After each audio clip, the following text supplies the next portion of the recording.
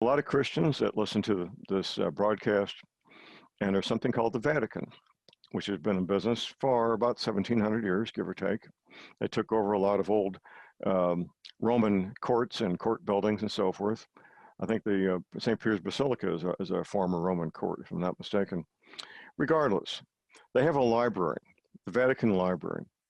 It is most likely the largest library of ancient documents on the planet. If there's another one larger, I'm not aware of it.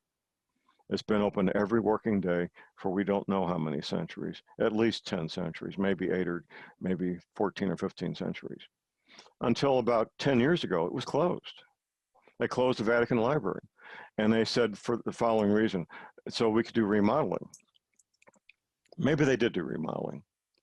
But my belief, now Rome is about 80 feet above sea level. It's not all that close to the ocean, but it is about 80 feet above sea level. My belief is that what they did during that closure was duplicate everything so they could remove it to one or more remote, safe locations, possibly the Swiss Alps, possibly the Rocky Mountains, either Canada or the United States, so that those priceless collections would not be lost. I've got so many questions for you here on all of this. Can I go for that? Please go. Let's go. Okay. Absolutely. No, number one, the rising of the ocean levels. Now, I understand that when meteors hit the planet, let's say it strikes the Atlantic Ocean, of course, there's going to be a massive tidal wave, or not tidal, but I mean a massive tsunami hitting every coastal city. Okay, we're Americans. We don't need to use Japanese. It's a tidal wave. Yeah, yeah, right. Okay. Well, I never heard the word tsunami. I'm 72 years old. I never heard that word until about 25 years ago. Is that right? Tidal wave, but go ahead. Okay. All right. So I know that that's going to inundate the coastal areas, but what accounts for the permanent rise in ocean levels rising? That's a great question and deserves a great answer. Now, I mentioned 3 men that were at the classified briefings. I didn't mention I've interviewed about 24 of these men. They were all at the classified briefing. None of them were told how it would happen or why. They were just told that it would happen. So I had to put on my research hat and figure it out. Initially, I thought, well, melting ice at the Antarctic, well, ice can't melt that fast. It's going to happen. And the Navy veterans were told over a 30-day period of time, ice can't melt that fast. That's right. That's right. It's melting possible. ice in Greenland, well, it's not enough there, and it wouldn't happen that fast. Melting ice at the North Pole is floating seawater, so it wouldn't change the ocean levels at all. But here's what will happen, Mike. First of all, sea level is measured at Cornwall, England. Now, Cornwall, England is just about as close to the North Pole as Moscow. It's really far north.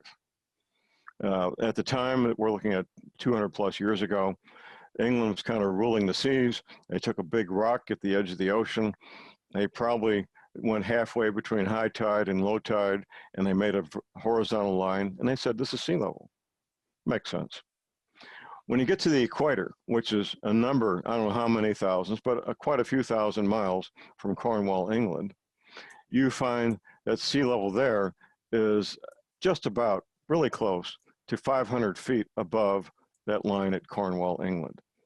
Now that bulge of water all around the equator is hundreds of thousands of cubic miles of water held in place by 2 things. Now, when you're a boy, most boys will take a bucket of water when they're 8 or 10 years old, full bucket of water, and swing it in a circle over their head, and the water doesn't come out. The same thing applies to Earth. The bulge of water is held in place by 2 things, the rotation of the Earth and gravity. Anything that disrupts the rotation of the Earth is going to disrupt the bulge of water. Now, I ask people the following question, and I'll ask you, Mike, you're a scientist, you probably know this. How many North Poles are there? Well, of course, there's a magnetic, and then there's an axial North Pole. Or axial or true north, same thing, synonyms. There's magnetic north, and there's true north, or the point at which the Earth rotates. And the magnetic keeps moving. Well, it does. And at some point, they come together. And that's what we fear. When magnetic north catches, or I should back up a bit, when true north catches up with magnetic north, that's the pole shift we're concerned about. There was a